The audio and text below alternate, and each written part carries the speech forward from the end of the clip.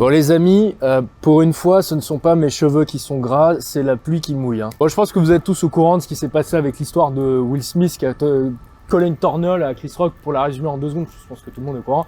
Il y a une cérémonie des Oscars, Will Smith est nominé, il est avec sa femme, Chris Rock, le présentateur, fait une petite vanne un peu maladroite sur sa femme, en référence au fait qu'elle n'ait pas de cheveux. Ça fait marrer Will Smith. Puis ça le fait moins marrer parce que ça fait pas marrer sa femme. Il se lève, il décroche une mandale à Chris Rock. Chris Rock réagit plutôt bien. Voilà, ça c'est le résumé. Maintenant, j'aimerais vous poser la question, qu'est-ce que vous auriez fait à la place de Will Smith? Je pense que la plupart d'entre vous, intuitivement, vous allez dire la réaction la plus raisonnable, ça aurait été de dire à sa femme « T'inquiète pas chérie, ça va bien se passer ». Voilà, tu ne fais pas la gueule pour rien. C'est probablement la meilleure réaction d'un point de vue carrière, la réaction la plus raisonnable. Mais je ne suis pas sûr que c'eût été la meilleure réaction d'un point de vue féminin, d'un point de vue santé du couple. Je ne suis pas sûr que pour maintenir le respect et le désir de Jana à l'égard de Will Smith, c'eût été la meilleure des réactions. Je pense même que Will Smith a eu une plutôt bonne réaction d'un point de vue purement féminin. Et d'ailleurs, c'est la preuve, ça a été applaudi par toutes les hyper femelles de la salle. Et il y a eu pas mal de nanas qui derrière sont venues en soutien à Will Smith et à sa femme en disant qu'il avait eu voilà, elles ont applaudi, bonne réaction.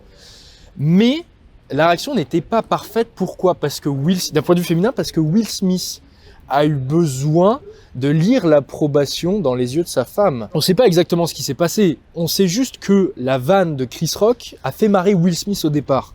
Puis qu'il a eu besoin de regarder ça, il a probablement regardé sa femme à un moment où la caméra n'était pas braquée sur lui. Et je suppose que dans les yeux de sa femme, il y avait écrit « Sois un homme ». Et c'est ça un peu le sujet de cette vidéo, c'est que il y a dans le regard féminin une certaine injonction entre guillemets à la masculinité, que ce soit volontaire ou non, encore une fois. La réaction de Will Smith n'était pas parfaite parce qu'elle n'était pas spontanée. Elle n'exprimait pas une animalité, une impulsivité sincère. La violence dont il a fait preuve était calculée et elle a été commanditée, si je puis dire, par sa femme. Ça me fait penser à Conor McGregor. Et c'est là une notion clé de cette vidéo, c'est que dans le cadre d'une gestion de conflit, aux yeux de l'hyperfemelle, il vaut mieux être un peu trop impulsif plutôt qu'être un peu trop raisonnable. Car l'hyperfemelle interprétera à tort le pacifisme ou la passivité comme une marque de faiblesse. Alors il y a un mec qui n'a pas eu besoin de l'approbation de sa copine pour faire preuve de masculinité non toxique pour défendre les intérêts de sa copine, car n'oublions pas, lorsque la violence ou la masculinité est là dans l'intérêt de la femme, il s'agit d'une masculinité non toxique. Sinon, c'est de la masculinité toxique. Si ce n'est pas dans l'intérêt de la femme, c'est de la masculinité toxique. C'est pour ça que toutes les hyperfemelles, encore une fois, ont applaudi Will Smith. Donc il y a un mec qui n'a pas attendu l'approbation de sa copine pour faire preuve de violence, pour défendre sa copine, c'est Richard Ramirez, le personnage Richard Ramirez dans la série American Horror Story. Richard Ramirez, c'est un tueur en série qui a réellement existé, mais là, dans la série, c'est un personnage fictif. Et donc, dans la série, à un moment, sa copine se fait manquer de respect par un homme. Donc lui, il va tuer cet homme-là, tout simplement. Et la scène dont je vous parle, elle commence dans des vestiaires. Vous voyez au plafond le cadavre du mec qui s'est moqué de sa copine, avec les tripes qui lui pendent par le bide. Ça commence de manière assez glauque, mais assez paradoxalement, tout doucement, ça dérive vers quelque chose de beaucoup plus érotique, si je puis dire. Donc la copine retrouve à ce moment-là Richard Ramirez et lui dit « This is the hardest thing a man has ever done to me ». Ça veut dire c'est la chose la plus sexy qu'un homme ait fait pour moi.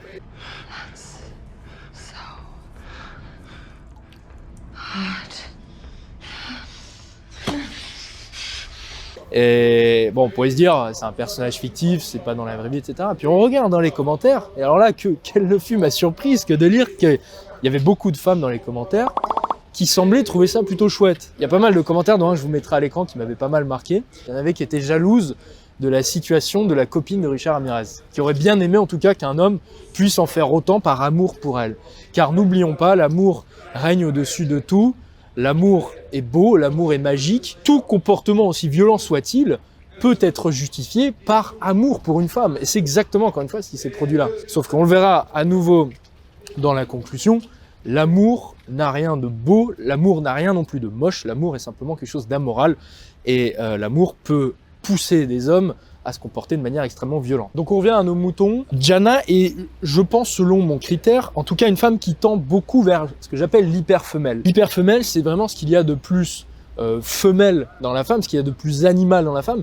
Et l'hyperfemelle, par définition, elle est programmée pour rechercher son hypermâle. Or, l'hypermâle, c'est ce qu'il y a de plus mâle dans l'homme. Il y a ce côté animal qui s'exprime par la violence. Qui dit hyperfemelle dit recherche de ce potentiel de violence chez l'homme, et ce potentiel de violence chez les hommes, il n'a pas besoin de grand chose pour être activé. Enfin, je m'explique, attention. Je suis pas en train de dire que tous les mecs sont violents, absolument pas. Ce que je suis en train de dire en revanche, c'est qu'il y a des études qui montrent que vous prenez un mec et vous mettez une femme sexy en face de lui, plus cette femme est attirante et sexy, plus son niveau de cortisol et de testostérone va augmenter. Si le niveau de cortisol augmente simultanément avec le niveau de testostérone, ça veut dire quoi? Ça veut dire que vous me rendez le mec plus nerveux et plus mâle, entre guillemets. Un mec plus mâle et plus nerveux, c'est un mec plus violent. Autre exemple, c'est une étude qui a été menée, il y a des mecs qui font du skate dans la rue, et là, vous faites passer devant eux une femme sexy, les mecs vont avoir tendance à prendre plus de risques dans les figures qu'ils effectuent dans le skate. Là, je vois des mecs qui font de la boxe, depuis tout à l'heure, vous les entendez peut-être d'ailleurs. Il m'est déjà arrivé de faire du sparring avec un mec dehors dans les parcs quand il faisait beau, et je sais pertinemment que quand il y a une belle nana qui passe, le niveau d'agressivité va augmenter. Et c'est pour ça que les boîtes de nuit sont des milieux extrêmement violents. Les boîtes de nuit, c'est des lieux fermés où vous réunissez des hyperfemelles qui sont au max de leur fertilité, avec des hommes libidineux, nerveux parce qu'il y a de la compétition, et bourré de testostérone, ça crée du conflit. Il y a toujours des embrouilles dans les boîtes de nuit. La présence d'une femme sexy dans un groupe de moins de 2 hommes va quasiment toujours avoir tendance à augmenter les situations de conflit, à augmenter la probabilité qu'il y ait du conflit. Alors ce conflit, il va pas forcément s'exprimer de manière physique, de manière brutale. Il peut s'exprimer, même pas forcément s'exprimer avec de l'agressivité. Il peut s'exprimer avec une compétition accrue. Alors maintenant, on va nuancer un petit peu. Je suis pas en train de dire que Gianna souhaite à tout prix voir Will Smith se comporter de manière violente. Je ne dis pas d'ailleurs que les femmes, de manière générale, d'ailleurs je suis pas dans la tête de Gianna, je ne dis pas non plus que les femmes, de manière générale, recherchent volontairement cette violence au sein de leur homme. Déjà, il faut bien comprendre que c'est le potentiel de violence qui est intéressant, et non pas forcément la violence en soi, puisque la violence, elle a quand même un coût. Elle a un coût sur l'homme que vous aimez, elle a un coût sur potentiellement le père de vos enfants, et elle peut même avoir un coût sur vous, si par mégarde il faut une tarte ou quoi. Donc c'est pas nécessairement intéressant. En revanche, ce qui est intéressant, c'est comme je vous dis, le potentiel de violence, la capacité à montrer les dents à certains moments précis, et j'irais même plus loin, je dirais que c'est même pas forcément la violence. La violence ne s'exprime pas forcément physiquement, de manière brutale, elle peut s'exprimer avec les mots. Et c'est pour cette raison que la meilleure réaction de Will Smith, ce n'était pas la tarte, ce n'aurait pas non plus été l'inaction, la passivité. La meilleure réaction, ça aurait été de dire « T'inquiète chérie, bien se passer, je vais le défoncer juste après », de monter sur scène lors de son discours, puis de sortir une petite pique à Chris Rock. Une pique, attention, une pique, ça veut pas dire c'est bon enfant ou quoi que ce soit. Vous pouvez être très violent avec les mots. Vous pouvez être très violent avec l'humour aussi. Et c'est probablement ce qui est le plus violent, l'humour d'une certaine manière, parce que vous allez vous mettre la salle avec vous allez vous mettre la salle de votre côté, et dans ces cas-là, Will Smith en serait sorti vainqueur sur tous les plans. Il aurait fait mouiller sa gonzesse parce qu'elle se serait dit « Ouais, il m'a défendu, l'honneur de sa nana était sauve. Il aurait fait marrer toute la scène, donc son prestige aurait augmenté. D'un point de vue carrière, c'était excellent. Et en plus, il se serait peut-être marré avec Chris Rock et il se serait ensuite fait une accolade. T'inquiète, mon pote, tout va bien. Sauf que ça, c'est difficile. Pourquoi? Ça requiert une capacité à savoir se montrer à la fois animal et en même temps civilisé. C'est de la violence civilisée que je viens de vous décrire là. C'est une oxymore. Mais comme beaucoup d'attentes féminines, il s'agit d'un paradoxe qui mélange la démonstration d'intelligence et la démonstration de l'animalité. En d'autres mots, les femmes, en moyenne, recherchent chez les hommes, chez leur homme, à la fois cette impulsivité nécessaire pour les protéger elles et leurs enfants, et en même temps l'intelligence nécessaire pour pouvoir s'adapter socialement, se faire apprécier du groupe et ensuite venir apporter les ressources dont elle et ses enfants auront besoin. Et l'intelligence nécessaire pour ne pas réutiliser cette impulsivité, cette violence au sein du foyer, vers l'intérieur, mais plutôt vers l'extérieur. C'est-à-dire que les femmes recherchent un petit peu le mouton à 6 pattes, un paradoxe qui semble impossible à résoudre, à savoir un hyper mâle intelligent ou alors un intellectuel impulsif. Mais l'équation n'est pas si impossible à résoudre et je vais vous dire, il y a une réponse, une solution par rapport à cette équation. Et cette solution, c'est la créativité. La seule jonction qui existe entre l'animalité et l'intellect, c'est la créativité. La créativité, c'est la force animale qui puise dans l'intelligence pour exprimer toute la violence au sein d'un homme. La créativité, c'est typiquement ce qui aurait permis à Will Smith de faire preuve d'humour et de lâcher une pique à la fois violente et à la fois intelligente et qui aurait mis tout le monde d'accord. En fait, c'est cette violence canalisée, en fait. C'est ça la créativité. La créativité, c'est de l'animalité plutôt, c'est pas forcément violent, mais c'est de l'animalité canalisée. Regardez tous les grands artistes, regardez tous les poètes, tout ce que vous voulez. Ils ont une forme d'animalité en eux, ce que vous appellerez quelque chose d'irrationnel. Mais c'est pas irrationnel, c'est de l'animalité. La créativité, c'est vraiment l'intelligence libérée de toute contrainte, qu'elle soit morale, qu'elle soit liée à des règles, peu importe. La créativité, c'est l'intelligence qui se marre. La créativité, c'est l'intelligence qui dit va te faire foutre en fait.